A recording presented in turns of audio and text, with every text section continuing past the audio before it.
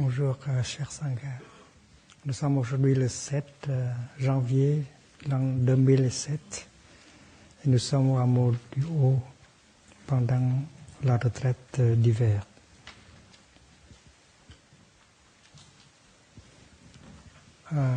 Après l'illumination, le Bouddha a partagé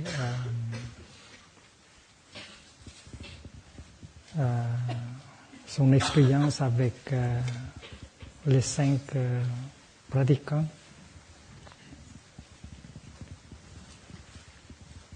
qui avaient pratiqué avec lui pendant des ans. Il a parlé de la souffrance et la transformation de la souffrance. En fait, le mot utilisé, c'est dukkha. Dukkha, ça veut dire que le mal-être.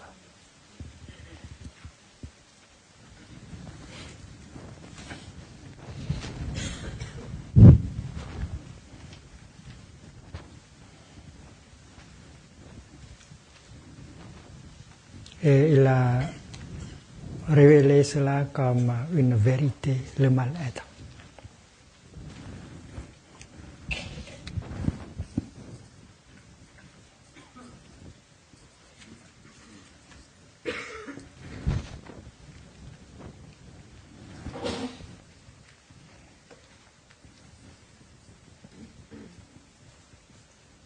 Dukkha.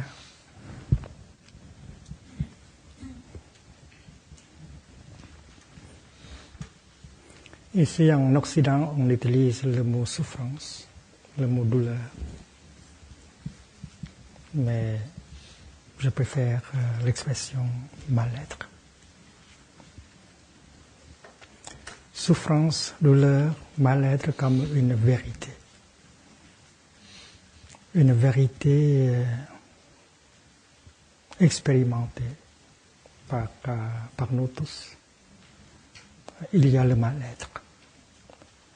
Et cela est accepté comme une vérité. Et ici, on parle d'une vérité sainte, une vérité noble. C'est parce que l'objet du premier enseignement du Bouddha, c'est sur les 4 vérités nobles. Qu'est-ce qu'il y a de noble dans la douleur, dans la souffrance, dans le mal-être? C'est parce que si on comprend cette vérité en profondeur, alors on aura une chance. Comprendre la douleur, comprendre le mal-être. C'est une pratique. Sans cette compréhension, on ne peut pas sortir du mal-être. On ne peut pas arriver à une transformation, à une guérison. Donc, le mal-être, c'est une vérité noble, une vérité bienfaisante. Alors, il faut regarder la vérité en face. Il ne faut pas essayer de s'enfuir de la vérité. Il faut rester là, il faut regarder cette vérité en face.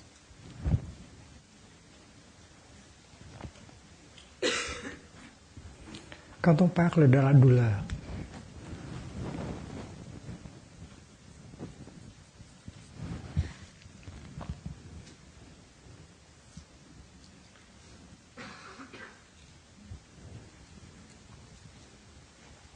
une douleur physique ou une douleur morale, on dit que cette douleur est inévitable.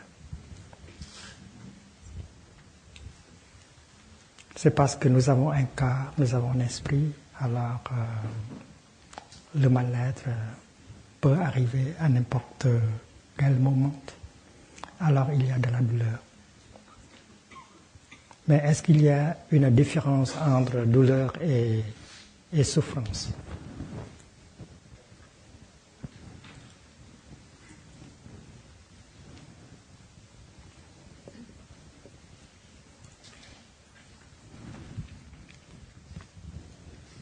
C'est parce qu'il y a des gens qui souffrent même quand il n'y a pas de douleur. Il n'y a pas de douleur dans le corps, mais vous souffrez. Il n'y a pas de douleur dans l'esprit, mais vous souffrez quand même. Alors la souffrance est optionnelle.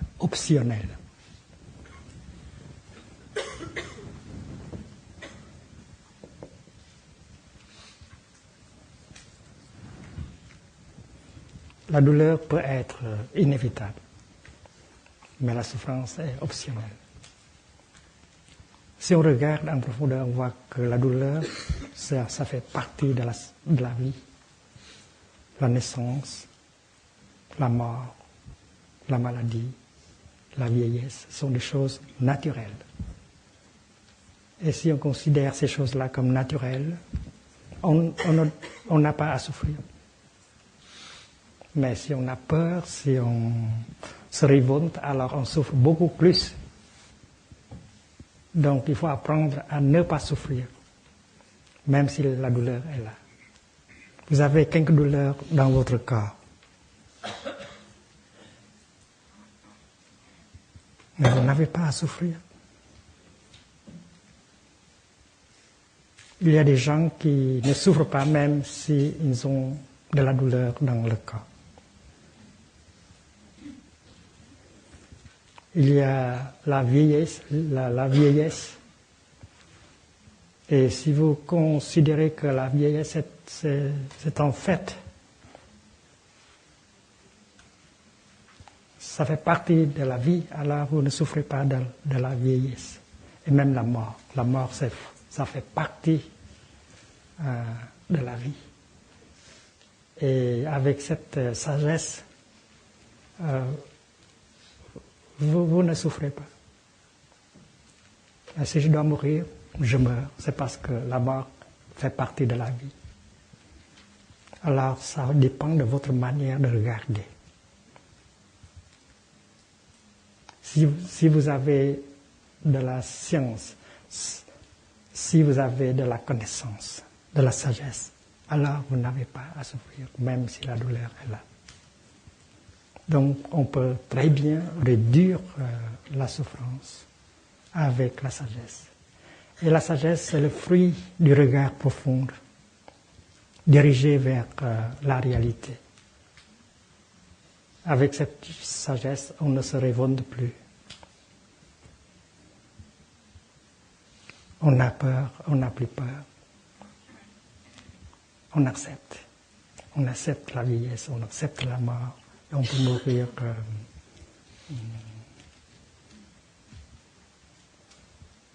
paisiblement,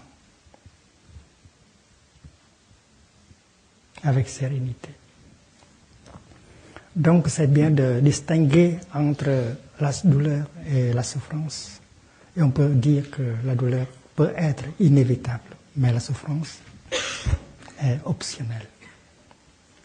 C'est pourquoi pratiquer la méditation nous aide à regarder la vérité en face,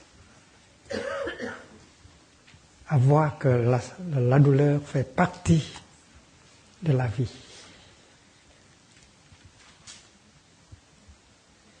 Que la naissance, la vieillesse, la mort, la maladie font partie de la vie.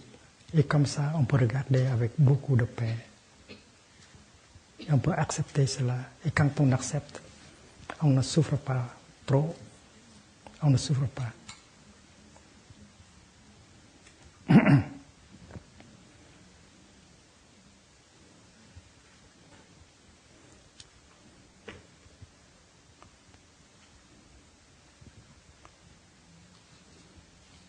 La troisième vérité, c'est la transformation de la souffrance, l'absence de la souffrance, Nirodha.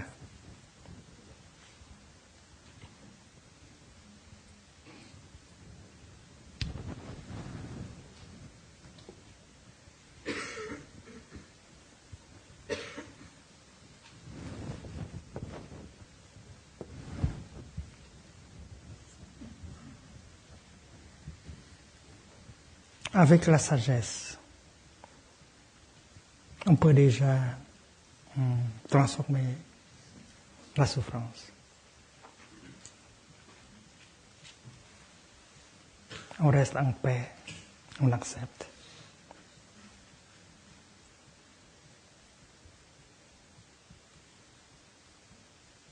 Nirodha, c'est l'absence de la souffrance. C'est la transformation de la souffrance, la transformation du mal-être.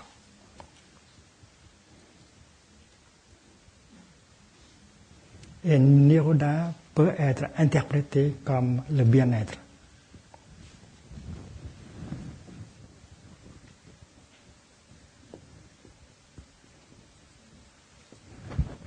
L'absence du mal-être, c'est le bien-être. L'absence des ténèbres, c'est la lumière. Donc la troisième vérité semble être quelque chose de joyeux, de positif. Et la troisième vérité affirme que le bonheur est une chose possible.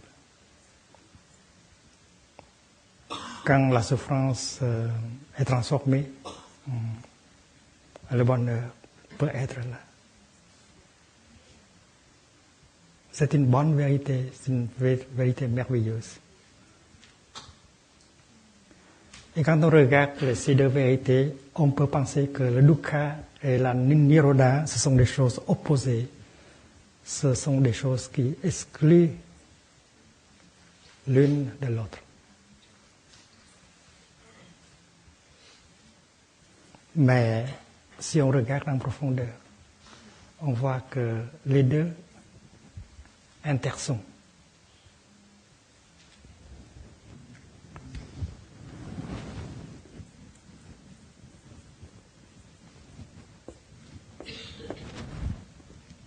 C'est parce que s'il n'y a pas de souffrance, s'il n'y a pas de mal-être, il n'y a pas de bien-être. S'il n'y a pas de boue, il n'y a pas de lotus.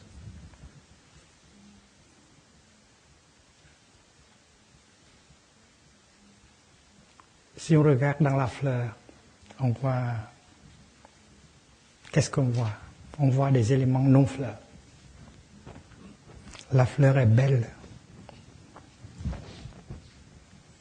Mais on regarde la fleur et on voit des éléments appelés non-fleurs, comme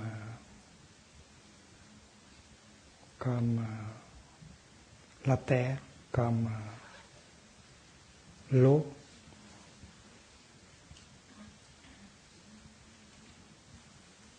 Comme la chaleur, les nuages, le soleil. Et on peut voir les déchets.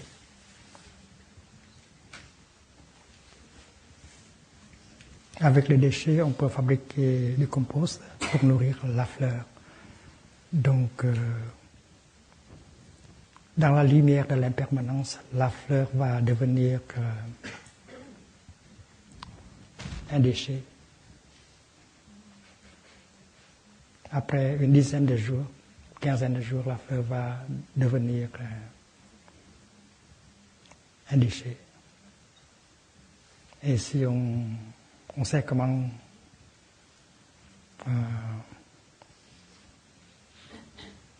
utiliser les déchets, on peut faire du compost pour nourrir les fleurs. Donc, dans la fleur, il y a des déchets, des ordures. Les ordures représentent le mal-être et les fleurs représentent le bien-être. Alors, les fleurs et les ordures intersont, même si elles sont des choses opposées. Mais dans l'une, on peut voir l'autre. Dans la fleur, on peut voir les déchets, les ordures. Dans les ordures, dans les déchets, on peut voir les fleurs du futur. Donc fleurs et déchets, fleurs et ordures intersont, mal-être et bien-être intersont aussi. Donc il faut regarder en profondeur pour voir que mal-être et bien-être, ce ne sont pas des choses qui excluent l'une de l'autre.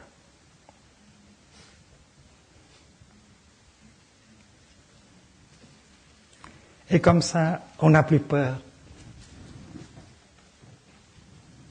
de la dukkha. Avec la sagesse, on peut très bien transformer la dukkha en nirodha. On peut très bien transformer les déchets en fleurs, en légumes, des ordures.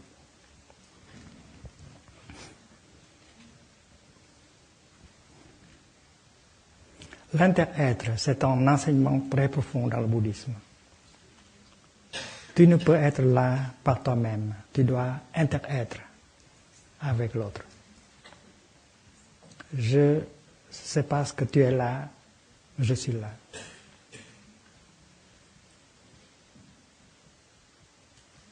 Tu es là, donc je suis.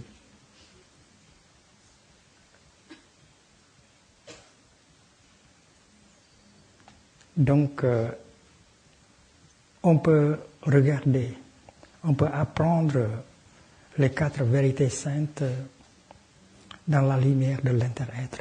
Et on va découvrir beaucoup de choses merveilleuses.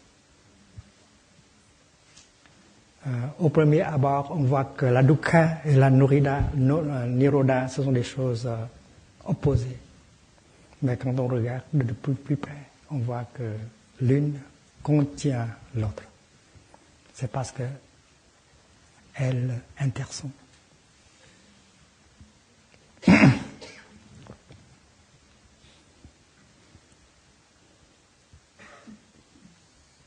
Nous savons très bien que le bonheur véritable n'existe pas sans compassion, sans amour et sans compréhension. Il y a des gens qui pensent que la fortune, le pouvoir, c'est le bonheur.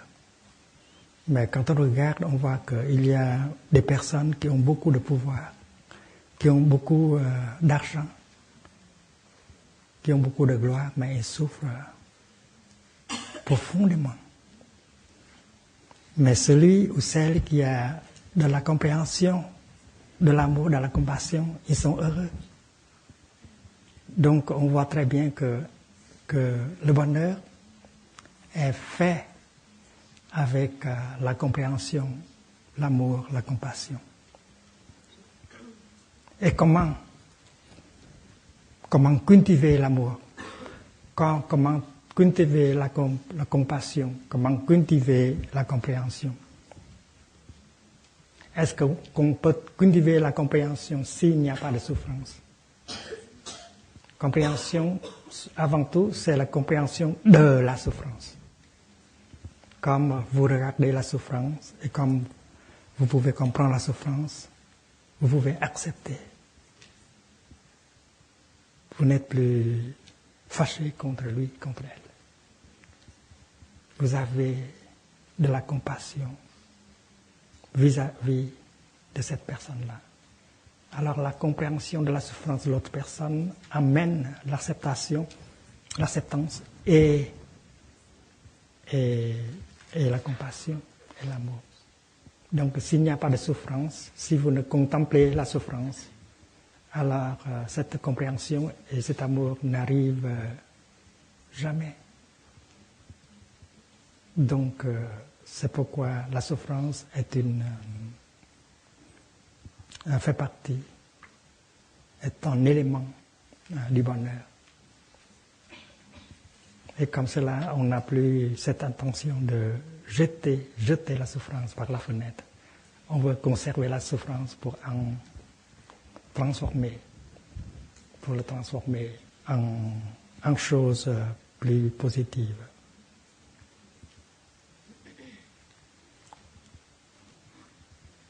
Si vous êtes jardinier biologique, vous savez comment préserver les ordures, les déchets, pour enrichir votre jardin, n'est-ce pas? Alors ne jetez pas la souffrance par la fenêtre, conservez-les et transformez cette souffrance en compost afin de nourrir le jardin, les fleurs. On voit très bien l'inter-être, la nature de l'inter-être entre dukkha et nirodha.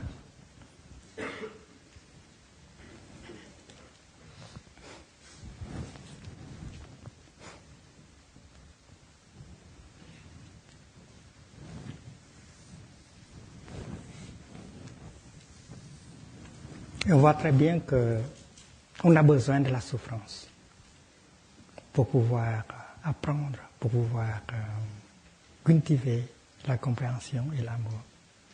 C'est parce que la compréhension et l'amour, ce sont des éléments de base pour le bonheur.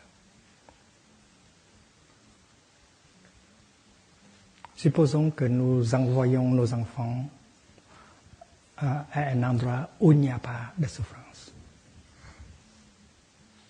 Comment nos enfants peuvent apprendre à comprendre et à aimer?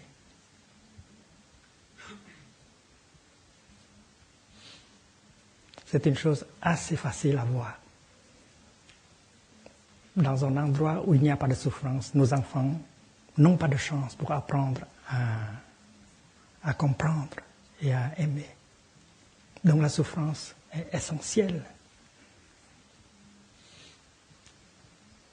au bonheur, comme les déchets,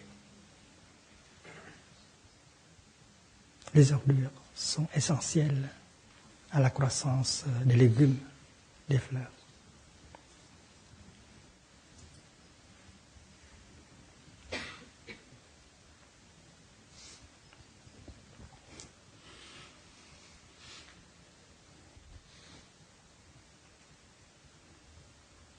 La deuxième vérité, c'est samudaya.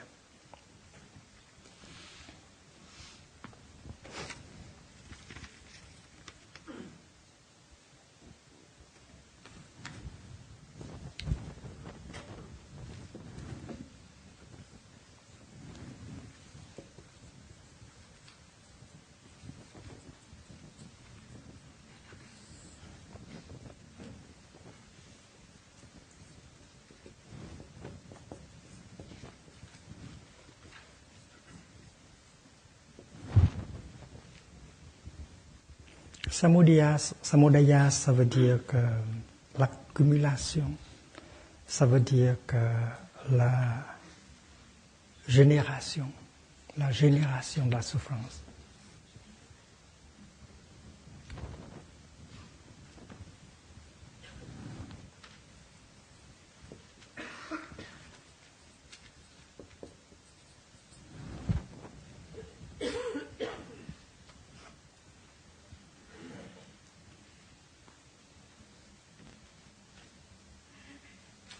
Si on regarde en profondeur dans la souffrance, on voit qu'il y a des éléments qui sont responsables de la formation de la souffrance.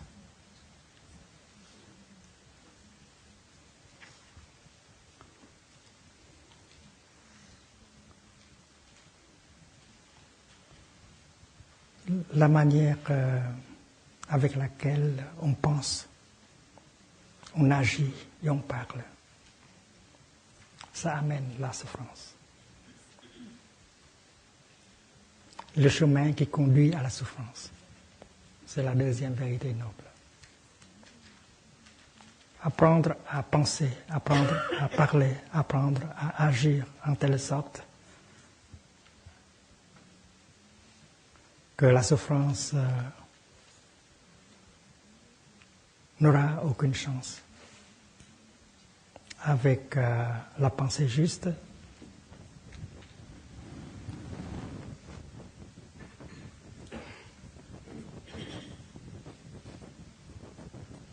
la parole juste et l'action juste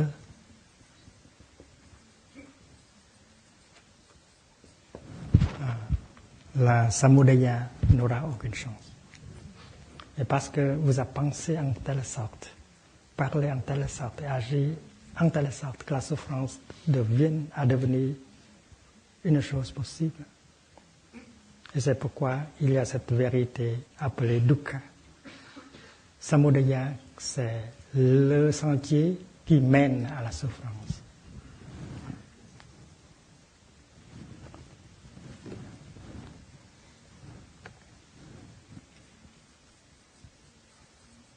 Le sentier menant à la souffrance, menant au mal-être.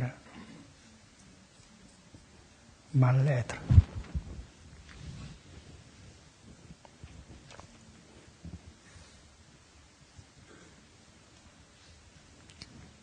C'est la mauvaise pensée, c'est la mauvaise parole, c'est la mauvaise action.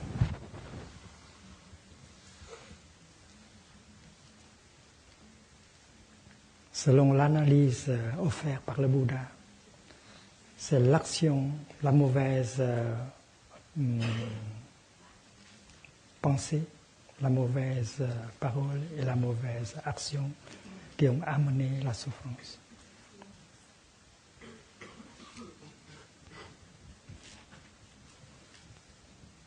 Et pourquoi vous avez pensé comme ça?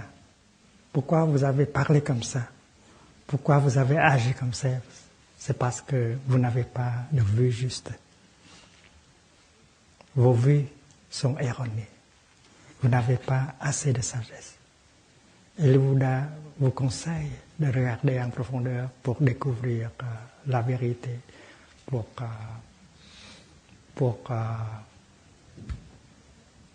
avoir une vue juste. La vue juste, c'est la fondation de toute pensée juste, de toute parole juste et de toute l'action juste. La vue juste, c'est la sagesse. La sagesse acquise à l'aide du regard profond, à l'aide de la méditation.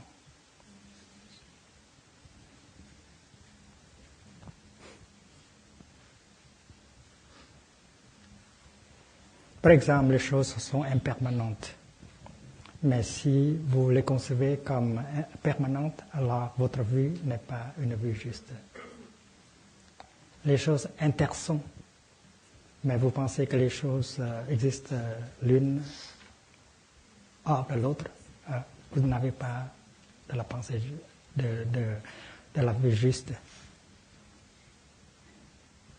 Il n'y a pas de soi séparé.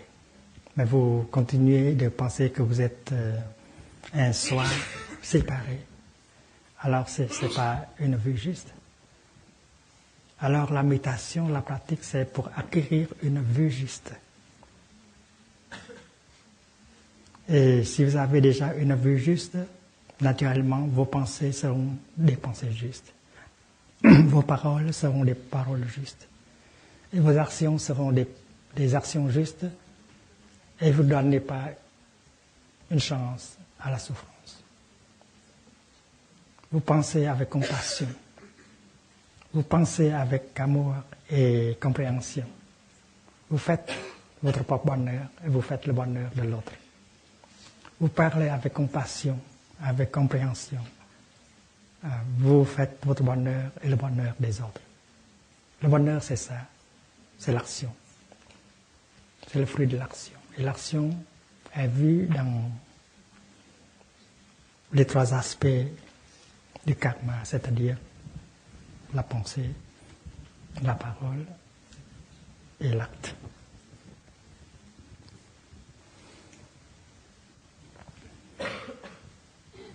La pensée, c'est un acte. La parole, c'est un acte. L'action, c'est un acte. Et Jean-Paul Sartre a dit ceci, l'homme, c'est la somme de ses actes.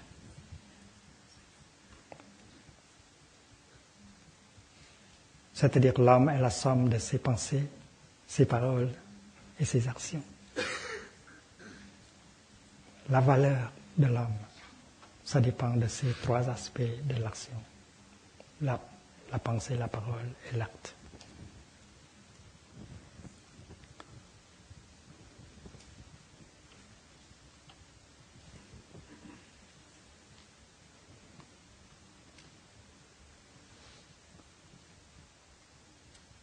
Si on pratique la pleine conscience, si on vit dans la concentration, alors on acquiert tous les jours la sagesse. C'est parce que la sagesse, c'est le fruit de la concentration, de la pleine conscience. Regardez, Smriti, c'est la pleine conscience. Samadhi, c'est la concentration. Et Prajna, c'est la sagesse. Avec la pleine conscience, avec la Samadhi, on peut cultiver la Prajna. La Prajna, c'est la sagesse. C'est la vue juste. Donc, si vous vivez chaque moment de votre vie quotidienne en pleine conscience, si vous vivez concentré, alors vous êtes vraiment là pour toucher en profondeur la vie en vous et autour de vous. Et comme ça, vous pouvez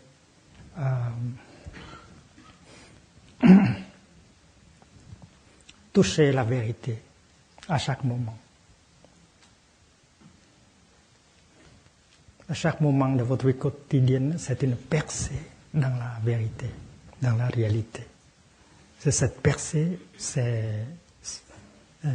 révèle la vérité, la sagesse.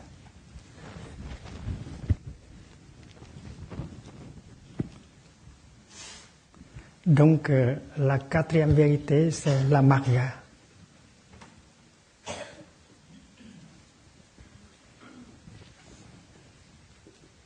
Marga, c'est le chemin, c'est le sentier qui mène. Le sentier qui mène à la Nirodha, c'est-à-dire au bien-être.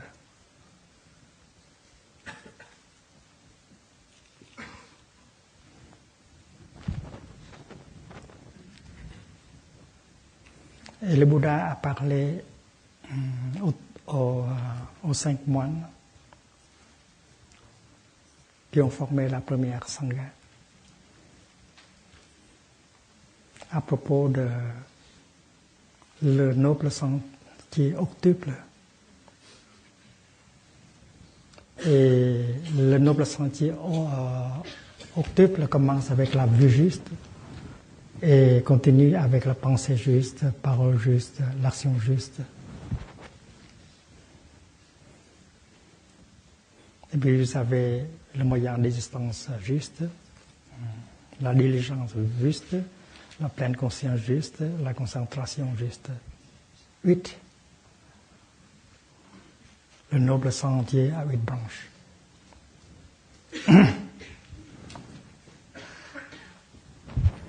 Et le sentier est appelé le sentier noble.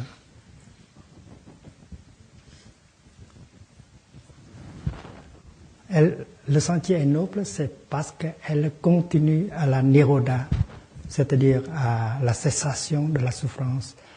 Elle conduit au bien-être, à la transformation.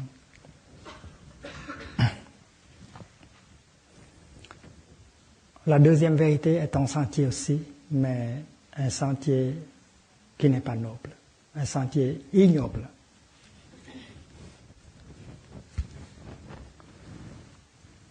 Ignoble, noble.